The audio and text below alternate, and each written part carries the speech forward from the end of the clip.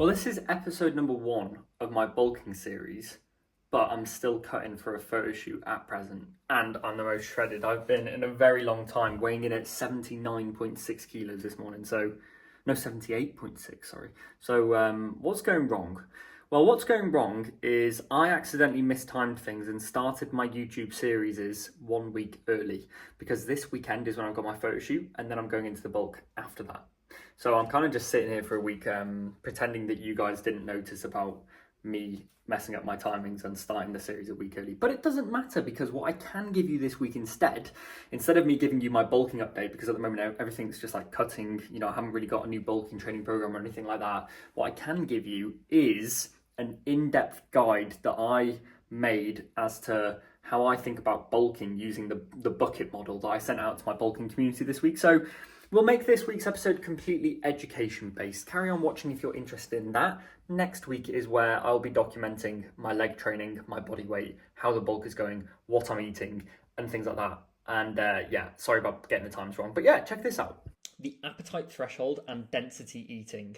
So here's a couple of key clues as to what I'm going to talk about in this video in these photos here. Sushi is the best food on the planet, by the way. If any of you don't like sushi, don't tell me, because I might have to kick you out of the blueprint. But this is also the high-calorie chicken wraps that everyone is absolutely raving about, and with good reason, right? This recipe on its own literally saved my bulk last year.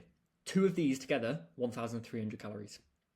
Unbelievably good. And this was a bit of a throw-together tea, but it worked out quite nicely, very high in carb. But let's get on to what we're going to talk about today. You've all heard this question, right? What weighs more? And there was always that little dickhead in school that was like, ow, it's the bricks, because bricks are heavier. Not quite. They weigh the same amount, right? Ton of bricks versus a ton of feathers. What weighs more? And there was always that kid that put his hand up and was like, I know. And then he'd say bricks and everyone would laugh at him. Poor kid. Probably in jail now. But what I'm saying is, what is the difference then? And if you ask yourself this question at the start of this presentation, it starts relating back in towards the end. But this is a really important concept that we're going to kind of cover in this. So the appetite threshold is completely made up, by the way, and I made it up as a name about 20 minutes ago. But hypothetically, there is an upper limit on the volume of food that you can eat every day, okay? I call it the appetite threshold, fancy name that I just made up. And the way that I like to think about this is, imagine you carry around a bucket, a plastic bucket, and it's tied to you like this, and you can carry it around with you all day. But the rule is you're only allowed to eat what you can fit inside that bucket. Everyone's bucket looks a little bit different. Some people have got bigger buckets, some people have got smaller buckets, but everyone has this bucket, and that is the upper limit as to how much food they can eat in a day. And if you can't overfill the bucket. You're not allowed to go over, because as soon as you start filling up the bucket and piling it higher, some issues start to creep in, which I'll talk about in a minute. But yeah, you start getting too full and start feeling sick. So there's a hypothetical certain volume of food that you can fit in every single day.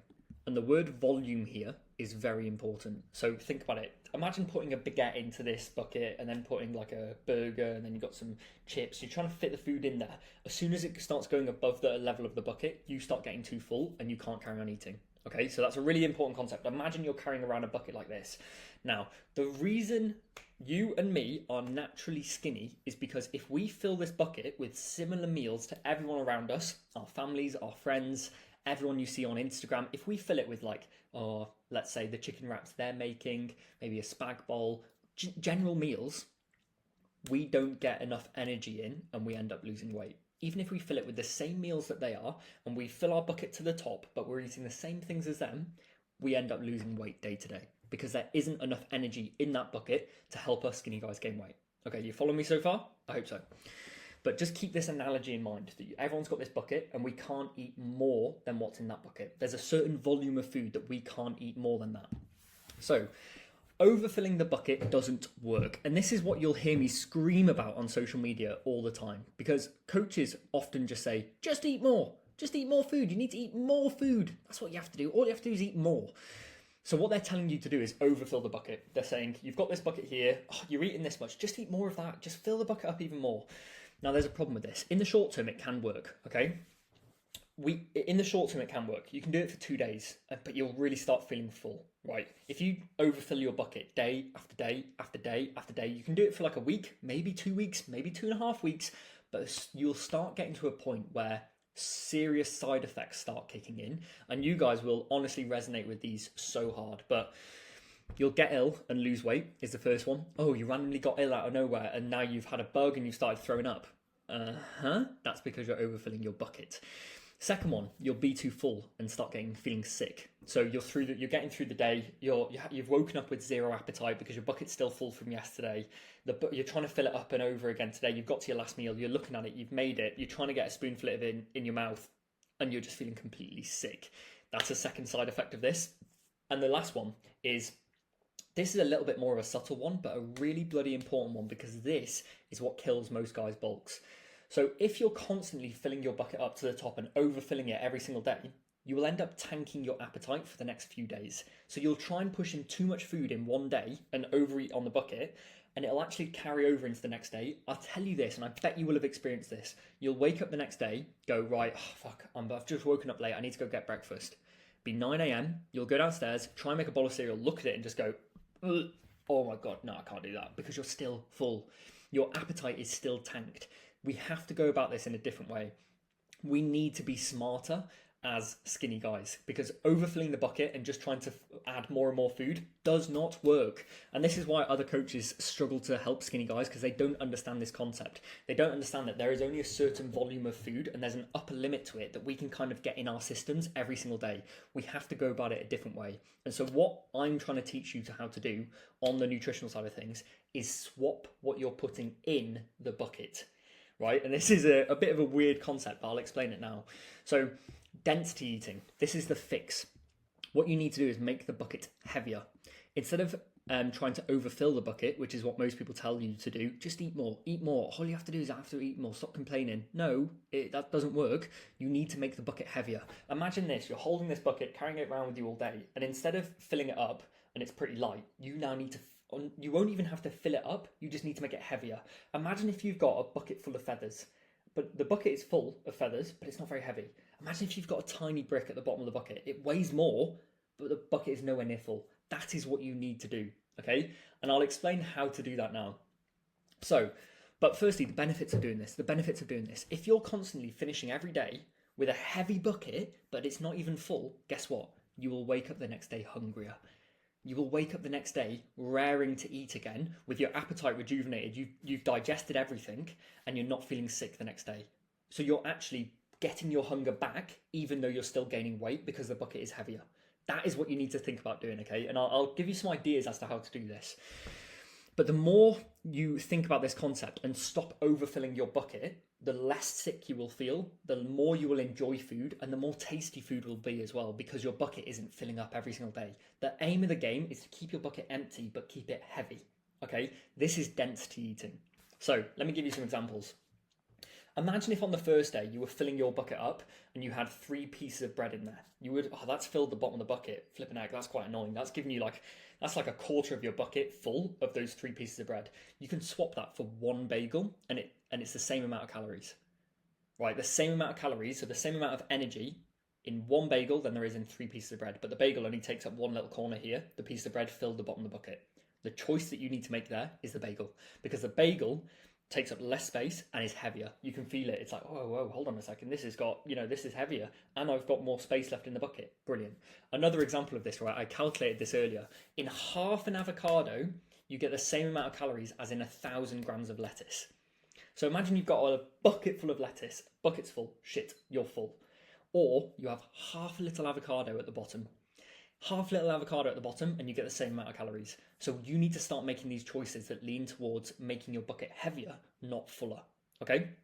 So by doing this, the bucket doesn't fill up and you'll still feel hungry the next day. And you'll end up eating enough calories to actually gain weight and be waking up the next day hungrier. You'll be waking up feeling fresh, not feeling sick, and food will taste better because you're not actually full of it all the time. Okay, so some of my rules when it comes to density eating, because I know it's hard to actually understand, well, what do I need to eat then? What is it that I actually have to do? I've got a couple of rules here. These aren't all of them, but these are my main kind of ones. First thing is protein and fiber optimization. So this is also, just as a little cheeky side point, this is the reason you've got a protein range in your sheets, not just a target that you have to go above, okay? So protein has got a really high thermic effect. So say if you eat 100 calories worth of protein, 25 of those calories get burnt just digesting the protein as it goes down, because it takes a lot of energy for your body to actually digest it. So in other words, your body is wasting calories by doing that. So when you're filling your bucket, you have to be careful of not filling it with too much protein, because if you fill it with too much protein, it'll fill you up and then the calories almost like start burning away again. So it's like it'll start emptying itself. You can imagine this like there's a little hole in the bucket. When you've got protein in there, it starts leaking out again. Fucking nightmare.